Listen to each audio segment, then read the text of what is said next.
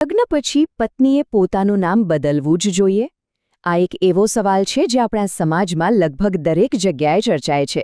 નહીં, પણ સાચો એટલે કે કાનૂની જવાબ શું છે?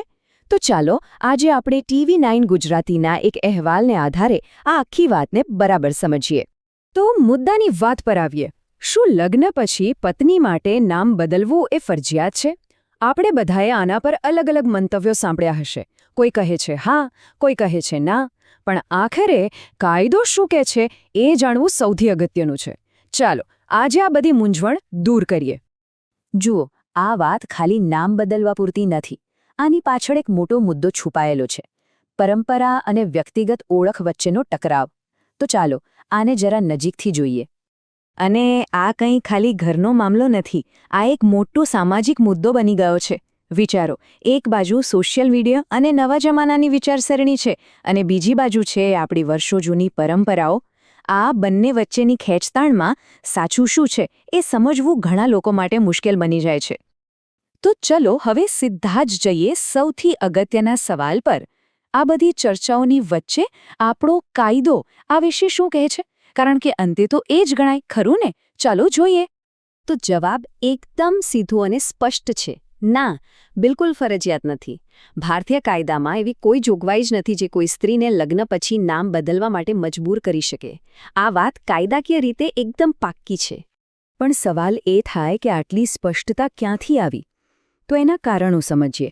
સૌથી પહેલી વાત, ભારતમાં એવો કોઈ કાયદો છે જ નહીં જે નામ બદલવાનું ફરજિયાત ગણાવતો હોય. એનાથી પણ મોટી વાત, આપણું બંધારણ દરેક નાગરિકને પોતાની ઓળખ જાળવી રાખવાનો મૂળભૂત અધિકાર આપે છે. અને વખતો-વખત દેશની અદાલતોએ પણ આ જ વાત પર મહોર લગાવી છે. એટલે કે નામ બદલવું એ એક ચોઇસ છે, કોઈ મજબૂરી નથી. આખી કાનૂની વાતનો સારાંશ જો એક વાક્યમાં કહેવો હોય તો એ આ છે: આ સંપૂર્ણપણે વ્યક્તિગત પસંદગીનો મુદ્દો છે, કાયદાકીય ફરજ નથી. બસ આટલું જ. આનાથી વધુ સ્પષ્ટતા શું હોઈ શકે? આ એક પસંદગી છે, કોઈ બંધન નહીં. સારું, તો કાયદાની વાત તો એકદમ ક્લિયર થઈ ગઈ. પણ પ્રેક્ટિકલ લાઈફમાં શું? ખાસ કરીને આજની પ્રોફેશનલ મહિલાઓ માટે આ નિર્ણયના શું અર્થ થાય છે? ચાલો એ પાસા પર પણ એક નજર કરીએ. અહીં એક બહુ જ રસપ્રદ વાત સામે આવે છે. જે મહિલાઓએ વર્ષોની મહેનતથી પોતાની એક પ્રોફેશનલ ઓળખ ઊભી કરી છે, તેમના માટે અચાનક નામ બદલી નાખવું એ બિલકુલ પ્રેક્ટિકલ નથી. કેમ? કારણ કે એમની આખી કારકિર્દી, એમની ઓળખ, એમના જૂના નામ સાથે જ જોડાયેલી હોય છે. અને આના પાછળના કારણો પણ બહુ સીધા-સાધા છે. વિચારો, વર્ષોથી બનાવેલી પ્રોફેશનલ રેપ્યુટેશન અને બ્રાન્ડનું શું? પછી બધા સરકારી ડોક્યુમેન્ટ્સમાં નામ બદલવાની લાંબી અને કંટાળાજનક પ્રક્રિયા. અને જો કોઈ વ્યક્તિ પોતાના કામથી પબ્લિકમાં જાણીતી હોય તો એ ઓળખ જાળવી રાખવી પણ એટલી જ જરૂરી છે.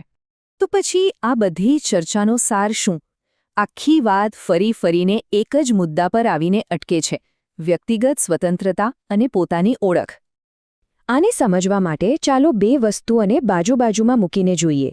એક તરફ છે સામાજિક પરંપરા, સમાજ શું અપેક્ષા રાખે છે તે, અને બીજી તરફ છે કાનૂની સ્વતંત્રતા, એટલે કે કાયદાએ આપેલો એક વ્યક્તિગત અધિકાર. અને એ વાત બિલકુલ સ્પષ્ટ છે કે જ્યારે નિર્ણય લેવાનો હોય ત્યારે કાયદાની નજરમાં આ વ્યક્તિગત અધિકાર જ સર્વોપરી છે. હા, એક વાત ખાસ નોંધી લેજો. અહીં જે પણ માહિતી આપવામાં આવી છે તે કોર્ટના ચુકાદાઓ અને અહેવાલો પર આધારિત છે, એટલે કે સામાન્ય જાણકારી માટે છે. જો કોઈના અંગત કેસની વાત હોય તો હંમેશા કાનૂની નિષ્ણાતની સલાહ લેવી જ સૌથી હિતાવહ છે. અને અંતમાં એક સવાલ જે વિચારવા જેવો છે: ઓળખ શું છે? શું એ પરંપરાનો ભાગ છે જે આપણે સ્વીકારી લેવો જોઈએ, કે પછી એ એક અંગત પસંદગી છે જે આપણે જાતે નક્કી કરવી જોઈએ? આ સવાલનો જવાબ દરેક વ્યક્તિ માટે અલગ હોઈ શકે છે.